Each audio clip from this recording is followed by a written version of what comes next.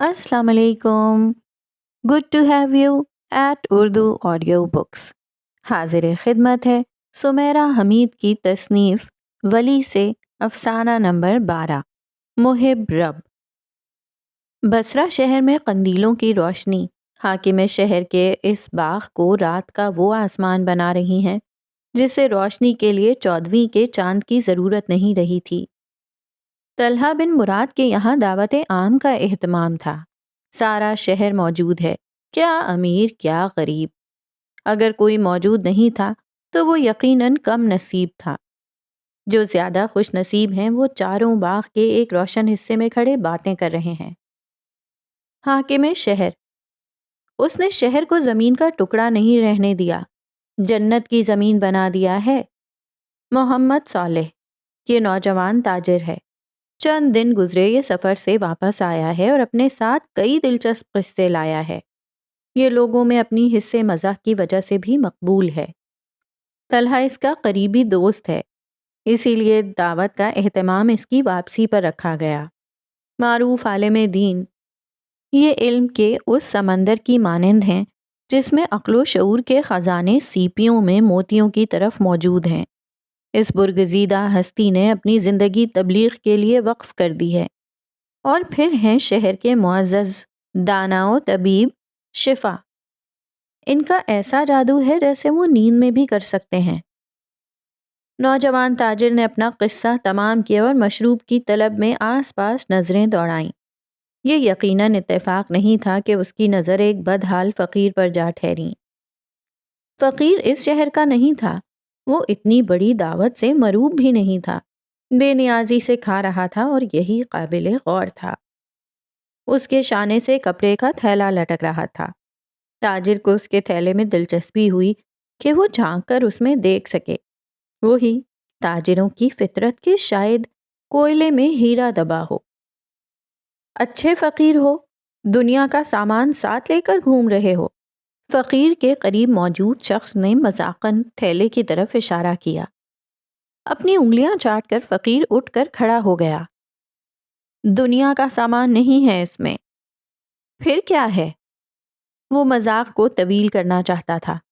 تھیلے میں ہاتھ ڈالنا چاہا کہ فقیر نے اس کا ہاتھ پکڑ لیا. تم رہنے دو، میں نکال دیتا ہوں. تم نے دیکھ لیا تو شرمندہ ہو جاؤ گے. تھیلے میں ہاتھ ڈال کر ایک آئینہ برآمد کیا. فقیر کے پاس آئینے کا کیا کام؟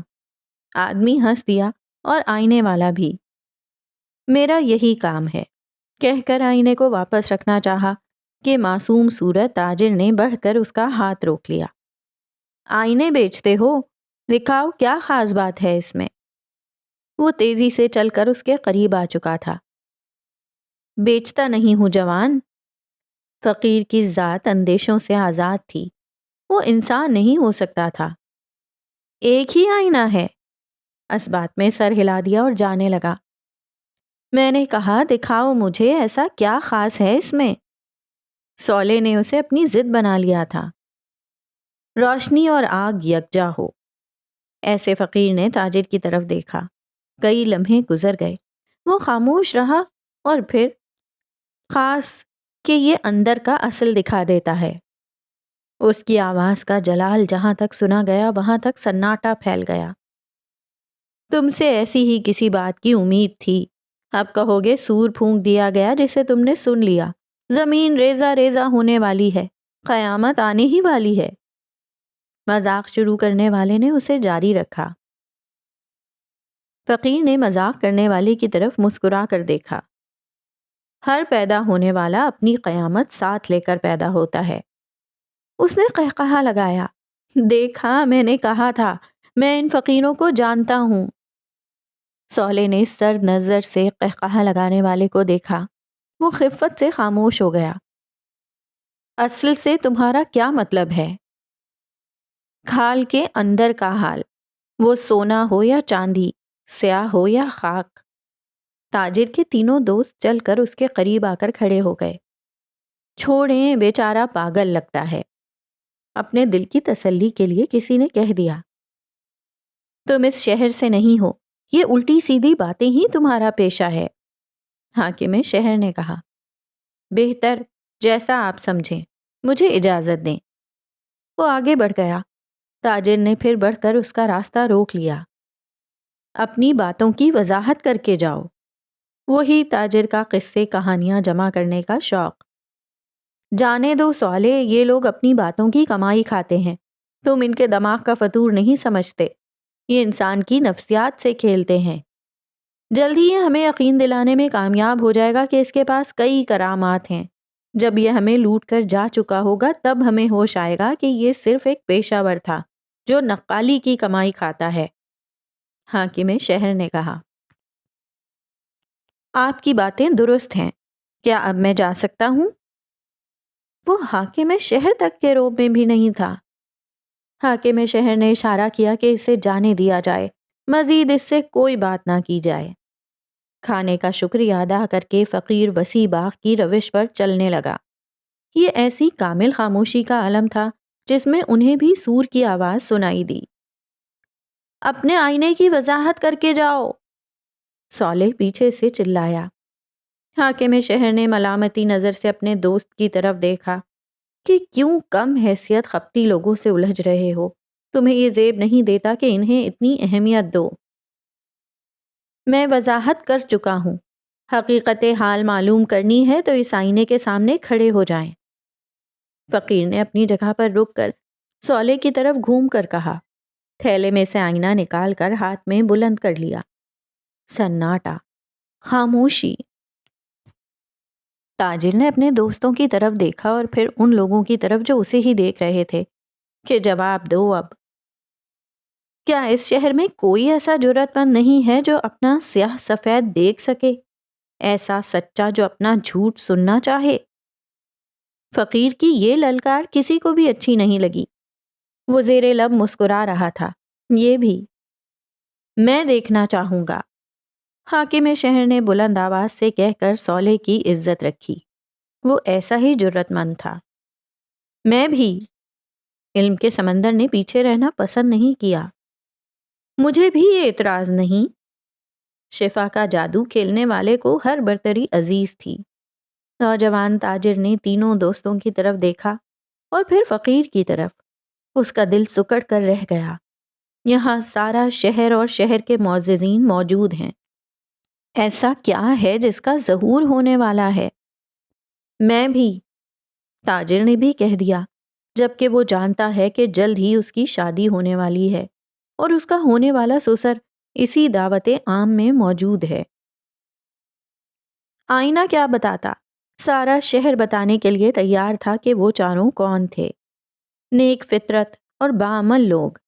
چاروں ایک نشست پر ساتھ ساتھ بیٹھ گئے۔ سامنے سارا شہر آ گیا۔ سب سے پہلے حاکم شہر نے آئینے میں دیکھا اور پھر اسے شہر والوں کی طرف گھما دیا۔ میں اس شہر کا حاکم طلحہ بن مراد ہوں۔ میں ایک غریب لوہار کا بیٹا ہوں۔ مجھے پڑھنے لکھنے کا شوق تھا اور میں اس میں طاق بھی تھا۔ میرے استاد میری سمجھ بوجھ کے قائل تھے۔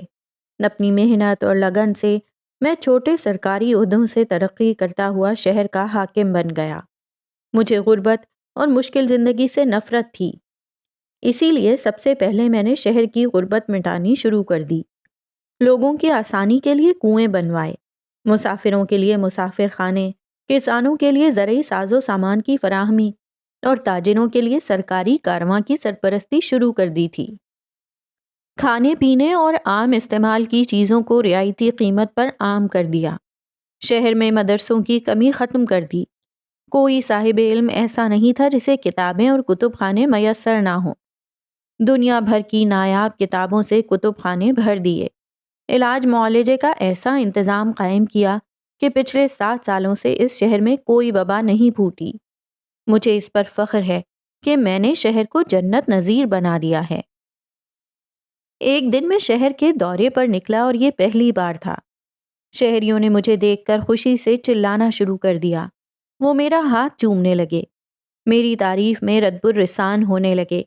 میں خوش ہوا، اتنا کہ رات بھر سو نہیں سکا۔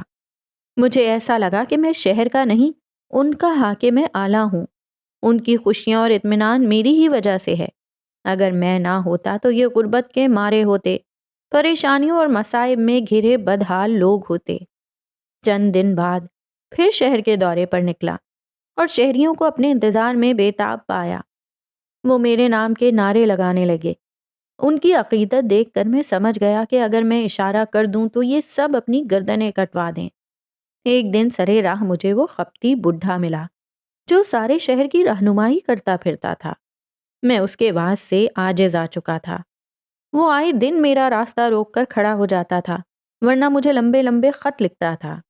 اب پھر سے وہ اپنی ہانکنے لگا۔ میں مانتا ہوں کہ اس کا لہجہ نرم تھا، لیکن اس کی باتیں عجیب تھیں۔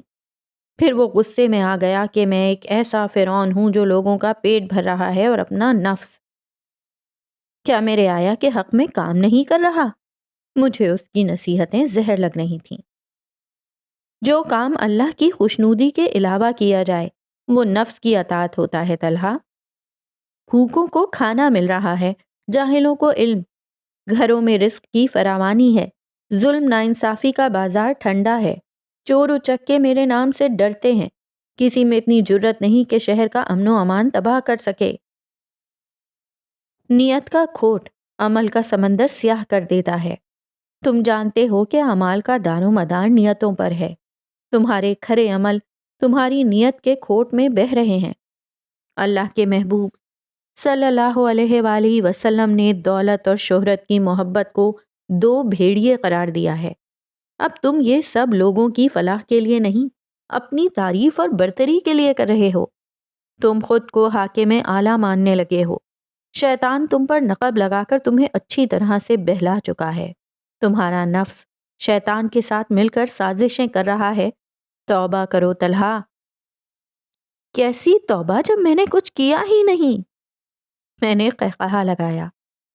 تم جس خوبی کو اپنی ذات کا کمال سمجھ رہے ہو یہ سراسر خود غرضی ہے۔ تمہیں اس دھوکے سے باز رہنا چاہیے۔ تم اپنے منصب میں کامیاب رہے ہو، تم نے رات دن محنت کی، لیکن تم یہ بھول رہے ہو کہ ہم اسباب سے نتائج حاصل نہیں کر سکتے۔ انسان میں یہ قدرت نہیں ہے۔ یاد کرو کہ فرعون کیوں غرق ہوا۔ اس نے خدا کو ایک کیوں نہیں مانا؟ کیونکہ وہ خود کو خدا ماننے لگا تھا۔ توبہ، استغفار، بزرگوار، میں اللہ کے ساتھ کسی کو شریک نہیں ٹھہراتا، ایسا گناہگار نہیں ہوں میں۔ تم خدا کے ساتھ کسی کو شریک نہیں ٹھہرا رہے، کیونکہ تم خود کو خدا کے ساتھ شریک کر چلے ہو۔ تمہیں نظر نہیں آ رہا۔ مجھے نظر آ رہا تھا کہ بزرگوار کا دماغ کام کرنا چھوڑ چکا ہے۔ میں انہیں سلام کر کے آگے بڑھ گیا۔ مجھے دوسرے شہر کے حاکم کی طرف سے دورے کی دعوت دی گئی جو میں نے بخوشی قبول کر لی۔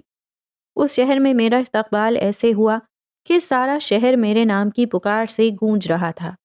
میری ایک جھلک دیکھنے کے لیے لوگ دیوانہ وار میرے گھوڑے کے ساتھ ساتھ بھاگ رہے تھے۔ شہر کا حاکم دیندار انسان تھا۔ اس نے خوش دلی سے میرا استقبال کیا۔ وہ میری آمد پر خوش تھے، لیکن میں شہر کے انتظامات اور صورتحال سے خوش نہیں تھا، جس کا اظہار میں نے شہریوں کے سامنے کرنا شروع کر دیا تھا۔ رعایا اسی انتظار میں تھی کہ مجھ جیسا کوئی آئے اور شہر کے حالات بدل دے۔ انہیں تحریک چاہیے تھی، جو میں نے دے دی۔ وہ کھل کر بوڑھے حاکم کے خلاف نفرت کا اظہار کرنے لگے۔ شہر میں انتشار کی صورتحال پیدا ہو گئی۔ بوڑھا اپنے عہدے سے دستبردار ہو گیا۔ اس کی جگہ مجھ جیسا جرت مند جوان عہدے پر آیا، جسے لانے میں میرا ہی ہاتھ تھا۔ وہ مجھے اپنا مرشد مانتا ہے۔ اپنے ساتھ ساتھ تم اسے بھی جہنم میں گھسیٹ رہے ہو۔ بزرگوار پھر مجھے نصیحتیں کرنے آئے۔ اگر زمین کو جنت بنانا گناہ ہے تو ہاں، میں یہ گناہ کر رہا ہوں۔ تم زمین والوں کے لیے جنت نہیں، اپنے لیے جہنم بنا رہے ہو۔ مجھے ان کی بات پر ہنسی آئی۔ میرا مقصد نیک تھا، میرا عمل بے داغ تھا۔ جمعے کے دن میں شہر کے دورے پر نکلا اور نماز کے لیے مسجد چلا گیا۔ خطبہ سننے والے میری تعظیم میں اٹھ کر کھڑے ہو گئے، میرے ہاتھ چومنے لگے۔ مجھے اس منظر نے بے خود کر دیا تھا۔ البتہ خطیب نے قہر برساتی نظروں سے مجھے گھورا۔ نماز پڑھ کر اپنے لیے ہدایت کی دعا کرنا۔ میرے لب طنز سے واہ ہو گئے۔ مجھ سے حسد تمہیں زیب نہیں دیتا۔ نماز کے بعد میں مسجد سے باہر نکلا تو ایک فقیر اٹھ کر میرے پاس آیا اور کہا، لعنت ہو تم پر۔ لوگوں نے اس فقیر کو پکڑ کر خوب مارا۔ وہ پٹتا رہا اور میں دل ہی دل میں ہنستا رہا۔ لعنت تو تم پر ہو، لعنت ہو تم پر۔ پہلا سبق: جب میں نے غور کیا تو اپنے نفس کو شیطان کے ساتھ مل کر اپنے خلاف سازشیں کرتا ہوا پایا۔ شیخ قادر جیلانی۔ انسان کو انسان بننے کی اتنی جلدی نہیں ہوتی جتنی خدا بننے کی۔ آئینہ صاف ہو چکا تھا۔ حاکم شہر نے آئینے کو فقیر کی طرف اچھال دیا۔ اچھا جادو ہے، کیسے کیسے جھوٹ بول گیا، وہ کہہ چکا۔ پھر اس نے شہر والوں کی نظروں کو بدلا ہوا پایا، اپنے دوست سولے کی بھی۔ وہ اسے قہر برساتی نظروں سے گھور رہے تھے۔ وہ سب سمجھ گئے کہ وہ تمام باتیں سچ تھیں جو ایک عرصے سے گردش کر رہی تھیں۔ اپنی ساری دینداری کے باوجود بوڑھا حاکم بدنام ہوا، وہ گوشہ نشین ہو گیا۔ خطیب نے اس کے عمل کے خلاف آواز اٹھائی تو طلحہ نے اسے شہر بدر کر دیا۔ وہ ان گستاخ لوگوں کو جو اسے تعظیم نہیں دیتے تھے، اس کا ہاتھ چومنا پسند نہیں کرتے تھے، کو کسی نہ کسی مشکل میں گرفتار کروا دیتا تھا۔ وہ کڑی سزائیں دینے لگا تھا۔ اسے مرشد ماننے والا شہر کو جنت بنا رہا تھا اور خود کو خدا۔ لعنت ہو تم پر، شہریوں میں سے کسی نے تنفر سے کہا۔ فقیر نے آئینہ علم کے سمندر کی طرف بڑھا دیا۔ علم والے نے آنکھیں چندیا کر فقیر اور پھر شہریوں کی طرف دیکھا۔ جو بات مذاق میں شروع ہوئی تھی اب وہ صرف مذاق نہیں رہی تھی، ہر سماعت سنجیدہ ہو چکی تھی۔ سامنے موجود لوگوں کی زندگیاں اس کی تبلیغ نے بدل دی تھیں، ورنہ وہ کیسے جانتے کہ اللہ کو کیسا انسان پسند ہے؟ اللہ کو معصوم دل انسان پسند ہے، جو یقین رکھے کہ انسان کا ہر اختیار توفیق الہی کی کرشمہ سازی ہے۔ عالم نے اپنا ہاتھ پیچھے نہیں کھینچا اور آئینے کو اپنے سامنے رکھ لیا۔ میں اس شہر، اس ملک، اس دنیا کا معتبر با علم با عمل عالم فاضل انسان ہوں۔ میں انصار بن جنید ہوں، جس نے علم کی تلاش میں 30 سال دنیا کی خاک چھانی ہے۔ میں نے مشکلیں دیکھیں، مصائب جھیلے، لیکن علم کی تلاش مؤخر نہیں کی۔ میں علم کا ایسا سرچشمہ بن چکا ہوں کہ ساری دنیا اس سے اپنی پیاس بجھاتی ہے، لیکن میں ہوں کہ ختم ہونے میں نہیں آتا۔ میری لکھی 14 کتابیں دنیا بھر کے کتب خانوں میں موجود ہیں۔ لوگ ان کتابوں کو پڑھ کر عالم فاضل بنتے ہیں۔ میں لوگوں کو اللہ کی باتیں بتاتا ہوں تاکہ وہ اپنے رب کو پہچان لیں۔ وہ کہتا ہے کہ میرا رحم میرے غضب پر غالب ہے۔ میرے ضعیف استاد محترم نے مجھ سے کہا، آپ کی بات درست ہے۔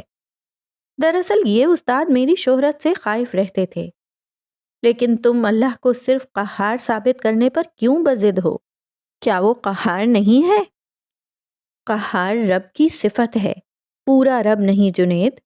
علم نے تمہارا سینہ کشادہ کیا تھا، پھر اب تنگی کیسے آنے لگی؟ آپ چاہتے ہیں کہ میں شہر کے چور اچکوں کو اللہ کے رحم کے قصے سناؤں تاکہ وہ بے خوفی سے غارت گری مچائیں، سود خوری سے پیٹ بھریں، بے ایمانی کریں، دوسروں کا حق غصب کریں اور پھر معافی مانگ کر پاک صاف ہو جائیں؟ اگر یہی تمہاری نیت ہے تو اس کی درستگی کر لو جنید۔ یہ فیصلہ تمہیں نہیں کرنا کہ اللہ کا رحم سن کر وہ کیسے اعمال پائیں گے۔ تمہارا کام اللہ کی ہر صفت کی پہچان کروانا ہے، صرف ایک صفت کی نہیں۔ دنیا میں گناہوں کا بازار گرم ہو رہا ہے استاد محترم، میرے کام میں مداخلت نہ کریں۔ غافلوں کو محبت سے بیدار کرو جنید۔ محبت بڑی ہدایت ہے، یہ ہر دل کو اپنی طرف کھینچ لیتی ہے۔ ہر بھٹکے ہوئے پر محبت کا داؤ چل سکتا تو جنت کے ساتھ جہنم نہ بنتی۔ جنت جہنم سے پہلے، اس سے بھی پہلے کہ انسان پیدا ہوتا، اللہ کا عہد غالب آیا کہ میرا رحم میرے غضب پر غالب ہے۔ اس رحم کا صرف ایک قطرہ مخلوق کے دلوں میں اتارا گیا۔ اس ایک قطرہ رحم میں سے تمہاری ماں کے حصے میں کتنا آیا ہوگا؟ اس پر بھی تمہاری ماں نے تمہیں اپنی پیٹھ پر لاد کر گرم صحرا تنہا پار کیا۔ صحرا کے کنارے وہ پیاس سے مر گئی، لیکن پانی کی آخری بوند تمہارے حلق میں اتار گئی۔ کیا اللہ کے رحم اور اس کی محبت کا سن کر لوگ بدل جائیں گے؟ مجھے ان کے دلائل سے اختلاف تھا۔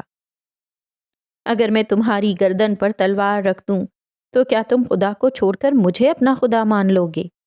خوف سے مان بھی لو گے تو کیا دل سے اپنا رب تسلیم کرو گے؟ محبت کرو گے مجھ سے؟ اللہ کو وہ ایمان چاہیے جو دل سے نکلے، وہ نہیں جو خوف سے قائم ہو۔ تمہارے دل کا نرم لوتھڑا پتھر کیسے ہو گیا جنید؟ اگر خوف اور دہشت ہی منظور ہوتی تو نبی جنگجو ہوتے، ریوڑ چرانے والے، مزدوری کرنے والے، ترکھان، لوہار یا تاجر نہ ہوتے۔ اللہ نے اپنے نبیوں کو عام لوگوں جیسا بنایا کہ لوگوں میں خوف نہ ہو، وہ نبیوں سے قربت پیدا کریں، انہیں سنیں اور پھر محبت سیکھ لیں۔ انسان کی زندگی کا حصول اللہ کی محبت ہے، یہ منزل شوق سے ملتی ہے، خوف سے نہیں۔ میرے پاس اتنا وقت نہیں تھا کہ ان سے ایسی بیکار کی تکرار میں الجھا رہتا۔ لوگوں نے گناہ چھوڑ دیے ہیں، اللہ سے محبت کرنی بھی تو چھوڑ دی ہے۔ وہ سزا اور جزا کو اتنی اچھی طرح سے سمجھ چکے ہیں کہ محبت کی ساری معصومیت کھو چکے ہیں۔ میرے لیے یہ باتیں بے معنی تھیں۔ محبت اور رحم کے سہارے دنیا کا نظام نہیں چلتا۔ ایک دن مجھے قید خانے سے بلایا گیا۔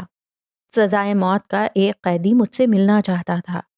جس وقت میں وہاں پہنچا، قید خانہ اس کی سسکیوں سے گونج رہا تھا۔ آج اس کی زندگی کا آخری دن تھا۔ وہ ایسے رو سکتا تھا۔ ہوا کی سانسیں اس کے آنسوؤں سے نم تھیں۔ اللہ مجھے معاف کر دے گا۔ اس نے لجاجت سے میرا ہاتھ تھام لیا اور روتے ہوئے پوچھا، تم نے ایک انسان کا قتل کیا ہے۔ میں جتائے بغیر نہیں رہ سکا۔ میں شیطان کے بہکاوے میں آ گیا تھا۔ تمہیں دنیا میں سزا مل گئی تو موت کے بعد نہیں ملے گی۔ مجھے سزا جزا کی فکر نہیں ہے۔ میرا اس دنیا میں کوئی نہیں ہے۔ میں ہمیشہ سے اکیلا ہوں۔ مجھے اللہ کا ساتھ چاہیے۔ اللہ کی محبت کی ایسی ہی فکر تھی تو قتل نہ کرتے۔ اب گڑ گڑانے سے کیا حاصل؟ وہ خاموش ہو گیا۔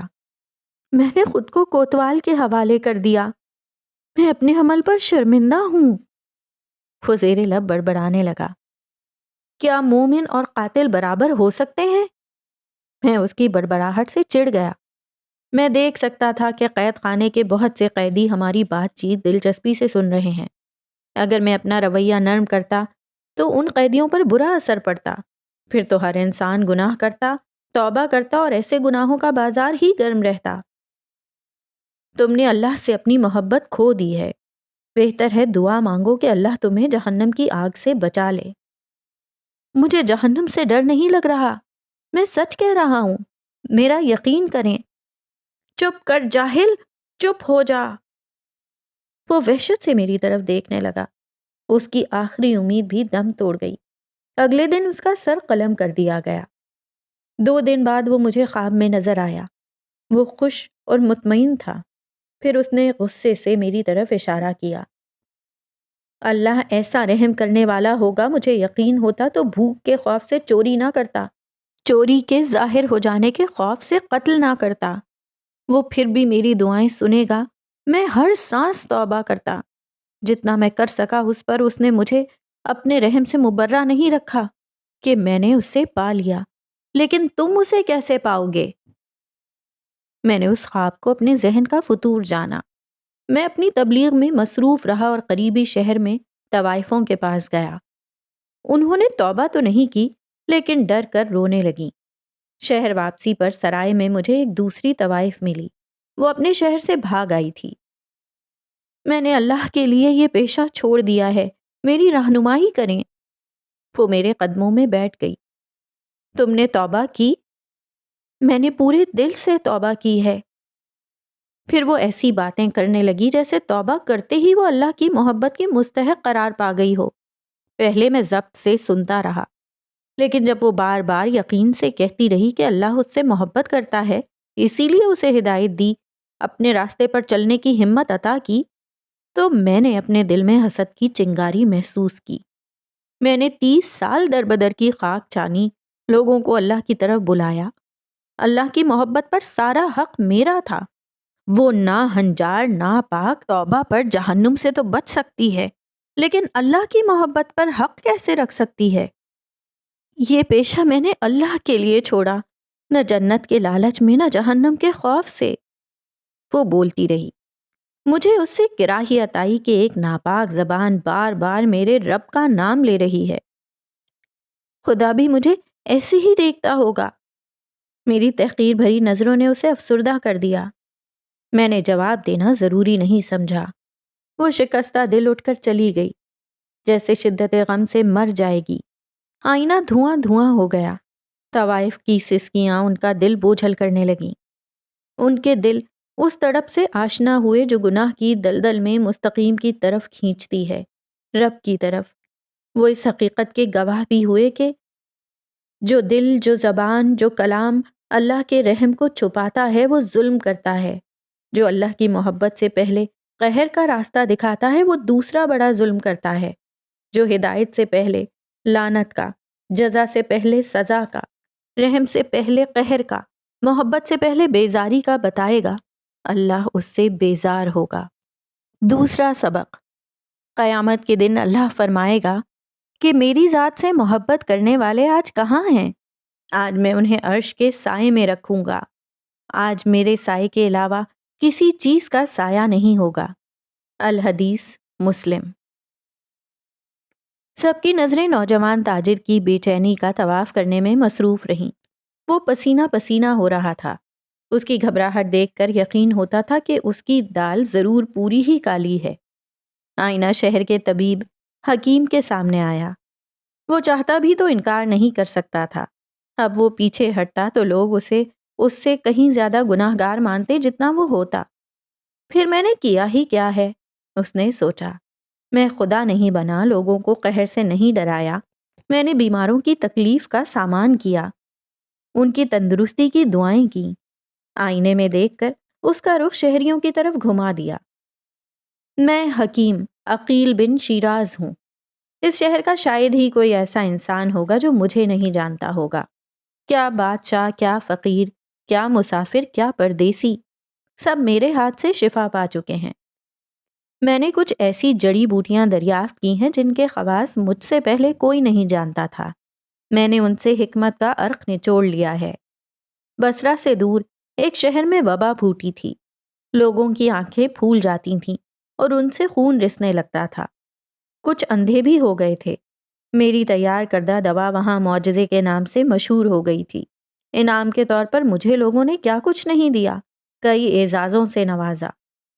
میں نے حکمت کا کوئی ایسا در نہیں چھوڑا جس کی دہلیز پار نہ کی ہو، کوئی ایسی بیماری نہیں جس کا میں علاج نہیں کر سکتا، کوئی ایسا بیمار نہیں بچا جو میرا ہاتھ لگنے سے شفا یاب نہ ہوا ہو۔ میں ایک بیمار کے علاج کے سلسلے میں مجھے شہر سے باہر جانا پڑا۔ واپسی میں رات ہو گئی۔ ایک غریب کی جھونپڑی میں رات گزاری۔ وہ ایک آنکھ سے اندھا، ایک کان سے بہرا، ایک ہاتھ اور پیر سے مفلوج تھا۔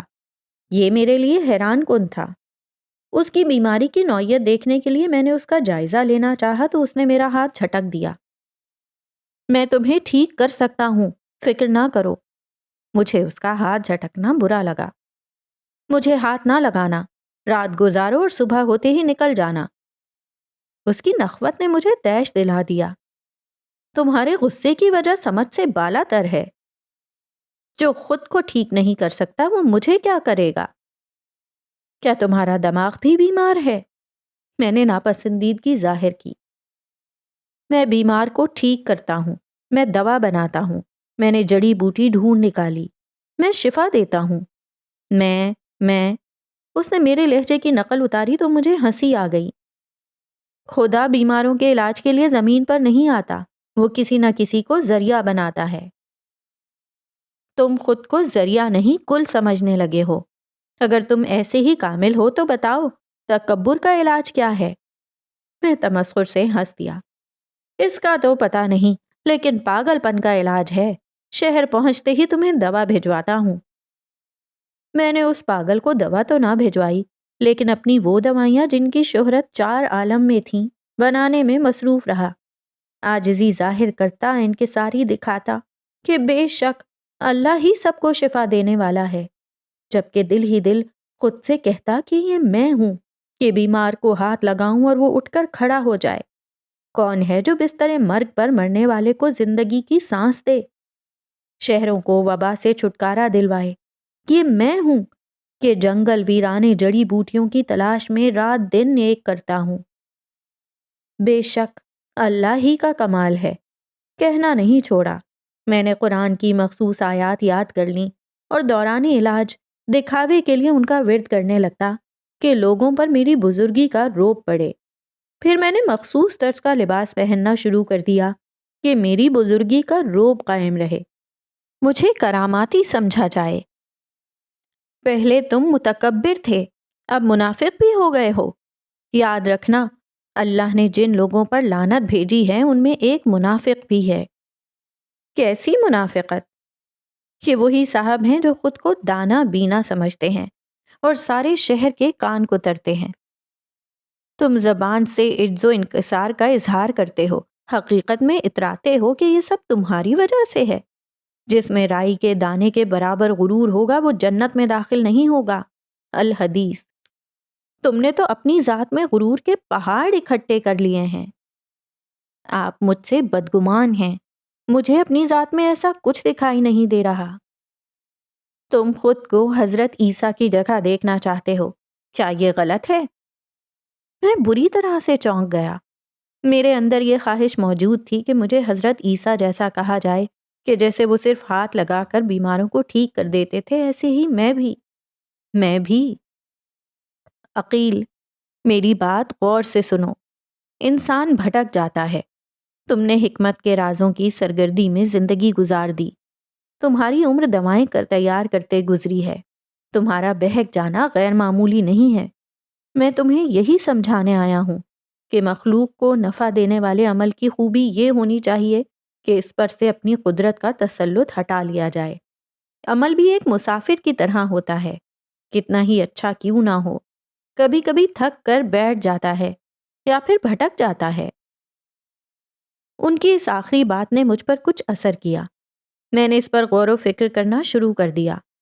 چند دن مجھ میں تبدیلی رہی۔ پھر ایک بیمار جو آگ سے جھلس کر تو بچ گیا تھا لیکن اپنے جسم کے زخموں سے بے حال تھا کا کئی دن علاج کرتا رہا۔ اس کے زخموں کو ٹھنڈک ملنے لگی، پھر پرانی کھال جھڑ گئی۔ حیرت انگیز طور پر اس کی نئی کھال آنے لگی۔ وہ ننھے بچے کی طرح ہو گیا۔ یہ ایک معجزے جیسا تھا۔ وہ خوشی سے رونے لگا۔ آپ کے ہاتھوں میں عیسیٰ کی شفا ہے، میرا روگ دھو دیا آپ نے۔ عیسیٰ؟ اور میں نے اس سرشاری میں سب فراموش کر دیا۔ سارے شہر میں میرے نام کا شور تھا۔ بزرگوار مجھے افسوس بھری نظروں سے دیکھتے۔ وہ موقع کی تلاش میں رہتے کہ مجھ تک رسائی حاصل کر کے پھر سے اپنا واز شروع کر سکیں۔ ایک دن انہیں یہ موقع مل گیا۔ عقیل، اپنی متاع، اپنی حکمت کہاں گم کر بیٹھے ہو؟ تم اچھی طرح سے جانتے ہو کہ غرور کرنے والے کی اندر کی آنکھ بند ہو جاتی ہے، پھر الہام کی آمد، پھر عقل سلب ہو جاتی ہے اور دل پر مہر لگ جاتی ہے۔ اگر ایسا ہی ہوتا تو اللہ میرے ہاتھ سے شفا چھین لیتا، میں ذلیل و خوار ہوتا۔ تم اس حد سے آگے نکلتے جا رہے ہو جس سے دراز رسی کھینچ کر متوجہ کیا جاتا ہے۔ توبہ کا دروازہ بچا ہے، اس کے بند ہونے سے پہلے اس میں داخل ہو جاؤ۔ میں دیر تک ہنستا رہا۔ اور کچھ کہنا چاہیں گے؟ اس کا مذاق اڑایا۔ بہتر، پھر سنو۔ انسانوں میں متکبر ایسا بدنصیب انسان ہوتا ہے کہ اسے معلوم ہی نہیں ہوتا کہ وہ تکبر کر رہا ہے۔ تکبر بہانوں اور دلیلوں کے ڈھیر میں دبا پڑا ہوتا ہے۔ اسے تکبر کرنے کا الہام کیا جاتا ہے تو یہ زبانی استغفار کہہ دیتا ہے۔ نشانیوں کی شکل میں پیغامات بھیجے جاتے ہیں کہ یہ شیطان کی صفت ہے، اس کے نقش قدم پر نہ چلو، لیکن وہ چلتا رہتا ہے۔ فرشتے جان جاتے ہیں کہ اللہ کا یہ بندہ شیطانی وصف اپنا رہا ہے، اسے اللہ کی پناہ مانگنی چاہیے۔ یہ دوسرا بدترین درجہ ہے۔ پھر اس صفت کا پردہ مخلوق کے سامنے چاک ہونے لگتا ہے۔ یہ آخری اور بدترین درجہ ہے۔ جو معاملہ اللہ اور بندے کے درمیان تھا اب مخلوق پر ظاہر ہو گیا۔ مخلوق گواہ بن جاتی ہے کہ اللہ کا یہ بندہ عاجزی کے لبادے میں تکبر چھپا کر بیٹھا ہے۔ آپ نے تو مجھے جہنمی ہی ثابت کر دیا، ایسا بھی کیا گناہ کر دیا میں نے؟ تم نیکیوں کی گمراہی میں مبتلا ہو عقیل، شیطان تمہیں مطمئن کر دیتا ہے کہ تم استغفار کرتے ہو، غریبوں میں کھانا تقسیم کرتے ہو، ان کا مفت علاج کرتے ہو، نمازیں پڑھتے اور روزے رکھتے ہو، تم یتیموں کی امداد کرنے والے اور مظلوموں کی دادرسی کرنے والے ہو، تم برے کیسے ہو سکتے ہو؟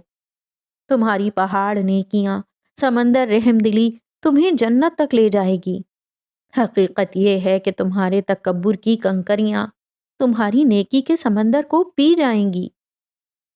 آپ اپنے اعمال کی بھی ایسے ہی فکر کرتے ہیں؟ میں نے طنز کیا۔ انہوں نے افسوس سے مجھے دیکھا۔ تمہیں ہدایت کی باتیں مذاق لگتی ہیں۔ آئینہ سیاہ ہو چکا تھا، قندیلوں کی روشنی اس سیاہی کو روشن کرنے میں ناکام تھی۔ ہر دل الہامی کیفیت کے زیر اثر تھا۔ تیسرا سبق ارشاد باری تعالیٰ ہے، کبریائی یعنی بڑائی، عظمت، فخر، تکبر میری ردا یعنی چادر، اور عظمت میرا راز ہے یعنی صرف میرا حق ہے۔ جو کوئی اس وصف میں میرے ساتھ مقابلہ کرے گا میں اس کو جہنم میں ڈال دوں گا، اور مجھے اس کی کوئی پرواہ نہ ہوگی۔ جہنم متکبروں کا ٹھکانہ ہے۔ حدیث قدسی، ابو داؤد، مسلم۔ سارا شہر خاموش تھا۔ ہر پیدا ہونے والا اپنی قیامت اپنے ساتھ رکھتا ہے، ذرا سی بیداری سے اس کے ظہور کے آثار بھی دیکھ لیتا ہے۔ پردوں کی چاک گری سے ان کے دل اتنے اوب گئے کہ انہیں احساس ہوا کہ پردے کتنے ضروری ہیں، اور یہ بھی کہ اکثر پردوں کا اٹھ جانا قہر نہیں، رحم ہے۔ کوئی اپنے سارے کام چھوڑ کر آئے اور یہ بتائے کہ تم منزل سے بھٹک گئے ہو، اپنا راستہ درست کر لو، پھر اشارے سے درست سمت کا تعین بھی کر دے، اس سے بڑھ کر کیا ہوگا؟ سب کی خاموش نظریں نوجوان تاجر کا محاصرہ کیے ہوئے تھیں۔ اس کی بے چینی اور ہاتھوں کی لرزش نمایاں تھی۔ سامنے اس کا باپ کھڑا تھا اور اسی کے پہلو میں ہونے والا سسر۔ وہ خوبصورت جوان ہے، بہادر اور زندہ دل۔ اس کے باپ نے اشارہ کیا کہ آئینہ لو اور جرت سے اس کا سامنا کرو۔ وہ اس شہر میں اپنا سر اٹھا کر چلنا چاہتا ہے۔ فقیر نے آئینہ اس کے ہاتھ میں دیا۔ اس کی پیشانی پر ہولناک لکیروں کا جال بن گیا، چہرہ پسینے سے شرابور ہو گیا۔ میں اس شہر کا تاجر محمد صالح کامل ہوں۔ اس نے آئینے میں دیکھا اور اسے اپنے باپ کی سمت گھما دیا۔ میں آئینے میں دکھائی دینے والا صالح اور آئینے کے پیچھے بیٹھا صالح دونوں سسکنے لگے، پھر دونوں رونے لگے۔ اس کی اس حالت نے اس کے باپ کی آنکھیں نم کر دیں۔ وہ آگے بڑھ کر اپنے صالح کو سینے سے لگا لینا چاہتا تھا۔ دعوت عام کے سناٹے میں ایک جوان کی سسکیاں اتنی پرشور ہو گئیں کہ دکھ سے کئی آنکھیں بھیگ گئیں۔ اے اللہ، مجھے معاف کر دے، آئینے میں صالح کہہ رہا تھا۔ دیکھتے ہی دیکھتے آئینے سے اس کی صورت غائب ہو گئی۔ شدت غم نے صالح کو ضعیف بنا دیا۔ وہ اپنی جگہ پر ٹھیک سے بیٹھنے کے قابل نہ رہا اور گھٹنوں کے بل زمین پر گر گیا۔ والد نے بیٹے کو کبھی ایسے کرب کی حالت میں نہیں دیکھا تھا۔ میرے صالح، تم نے بروقت کی۔ والد نے بڑھ کر بیٹے کو سینے سے لگا لیا۔ وہ کتنی ہی دیر تک سسکتا رہا۔ آئینہ فقیر کے ہاتھ میں واپس جا چکا تھا۔ صالح نے سر اٹھا کر فقیر کی طرف دیکھا۔ وہ مسکرا رہا تھا۔ وہ ایک اچھی مسکراہٹ تھی۔ وہ اٹھا اور لوگوں کو چیرتا ہوا باغ سے باہر بھاگ گیا۔ سارا شہر جیسے جان گیا کہ وہ کہاں گیا ہوگا۔ بندہ اپنے رب کی بندگی پانے۔ اسباب القدر، آخری سبق۔ تم میں سے سب سے برا یہ ہے۔ فقیر نے آئینہ واپس تھیلے میں رکھ کر علم والے کی طرف اشارہ کیا۔ اس نے حاکم شہر کا انجام دیکھ لینے کے بعد بھی اپنے اعمال پر نظر ثانی نہیں کی۔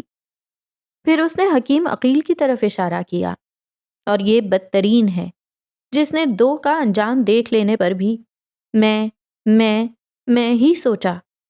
تم میں سے سب سے بہترین یہ نوجوان ہے جس نے ان تینوں کے انجام پر، اپنے اعمال پر نظر کی اور دل ہی دل اللہ سے توبہ کی۔ اللہ نے اس کے لیے اس آئینے کو ہی اندھا اور گونگا کر دیا۔ یہ ہے تمہارا رب۔ تمہارے پہاڑ گناہ اور سمندر خطائیں معاف کر دینے والا۔ پہچانو اپنے رب کو، ایسے رب کو بھول کر تم کہاں گمراہ ہو؟ تمہاری زندگی اس کی بندگی، اس کی محبت کے لیے ہی کتنی کم ہے، پھر تم کہاں گناہوں کی زیادتی میں بھٹک رہے ہو؟ انسانوں میں بہترین انسان وہی ہے جو اپنے اعمال پر نظر رکھتا ہے۔ تم میں برا وہ ہے جو خود کو اچھا سمجھنے کا تکبر کرتا ہے۔ جھوٹا وہ ہے جو خود کو سچا سمجھتا ہے۔ جو اپنی بڑائی میں مبتلا ہے وہ شرک کے راستے پر ہے۔ جو انسان بننے سے چوک گیا وہ خدا بننے کی گمراہی میں بھٹک رہا ہے۔ جو اللہ والا ہے وہ اللہ سے ڈرنے والا ہے، اپنے دل کو اس کی یاد میں غافل کرنے والا ہے۔ وہ اپنا دل شیطان کے سپرد کر کے اس کے نقش قدم پر چلنے والا نہیں ہے۔ تم میں سے حقیقی محب رب، اللہ سے محبت کرنے والا، وہی ہے جو ہر سبق یاد رکھنے والا ہے۔